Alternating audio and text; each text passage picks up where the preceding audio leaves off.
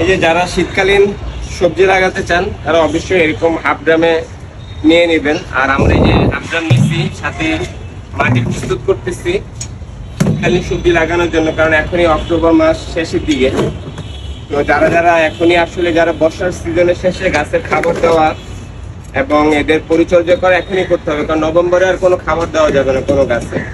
তো আমরা যে মাটি প্রস্তুত করছি আর এই যে এখানে হাফ ড্রাম নিয়ে নিচ্ছি, হাফ ড্রামের ফলন খুব ভালো হয়। দেখো আজকে কি গাছ লাগাবো।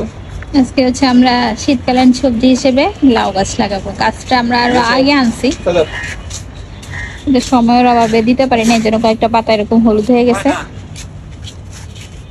তো এটা যখন রোপণ করবো আশা করি ভালো হয়ে যাবে। বেশি দেওয়া যাব না। আর এটা হইলো নিম ফুল, যেন মাটির ছত্রাক থেকে শুরু করে পোকামাকড় ব্যাকটেরিয়া গুলোর জন্য নিম ফুল দিয়ে দেবে।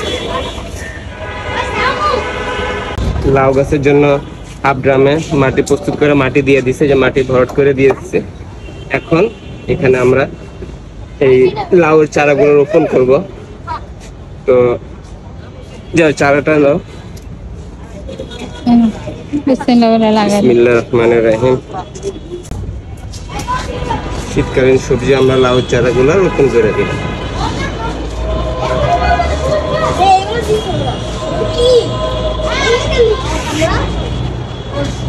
সবাই আমাদের গাছের জন্য দোয়া করবে।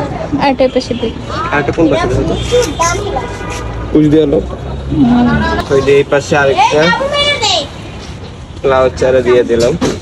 এর আগের বার তুমি লাউয়ের চারা লাগাইছো, পরে আমরা অনেক ফলন পাইছিলাম। আল্লাহ যেন এবারও ইনশাআল্লাহ তোমাদেরকে অনেক লাউ খাওয়ার তৌফিক দেয়, যেন আমরা এবার সবাইকে দিয়ে খাইতে পারি ইনশাআল্লাহ। আল্লাহ তুমি আমাদের মনের নেক নিয়তটা পূরণ করো। দেওয়ার মালিক তো আল্লাহ, আমরা খালি চেষ্টা করব আর ওদেরকে যত্ন করে একটু লালন পালন করতে পারলে। আরেকটা এই পাশে দিয়ে দিলাম। হ্যাঁ,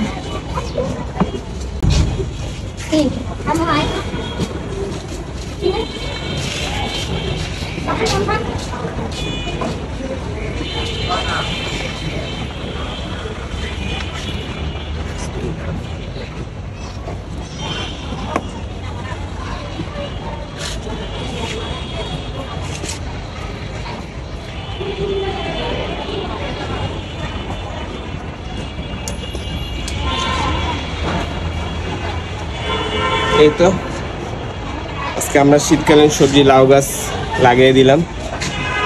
আমাদের আসলে এই ঘামটাও আনন্দের, যে আসলে নিজের বাগানে নিজে কষ্ট করে গাছগুলো লাগিয়ে দিছি। আর হচ্ছে যে এই পাশটা আমরা এটা আগে দিছিলাম, যে এই গাছগুলো মাচায় উঠতেছে। আজকে আবার নতুন করে এখানে দিছি। দেখা যাক কেমন ফলন হয়, কিরকম গ্রোথ হয়। তো সামনে আরো ভিডিও নিয়ে আসার ইচ্ছা আছে। আশা করি আমরা সামনে আরো আপডেট নিয়ে ভিডিও আপনাদেরকে ইনশাআল্লাহ আপনাদেরকে দেখাবো। তো আমাদের এই লাউ গাছের জন্য অবশ্যই দোয়া করবেন, আমাদের জন্য দোয়া করবেন, আমার বাগানটার জন্য দোয়া করবেন। সবাই ভালো থাকেন, সুস্থ থাকেন। আর এবং অবশ্যই এখন ডেঙ্গুর সিজন, যারা ছাদ বাগান করেন অবশ্যই ছাদ পরিষ্কার পরিচ্ছন্ন রাখবেন, যেন ছাদে কোনোভাবে পানি জমে না থাকে। তো আল্লাহ হাফেজ।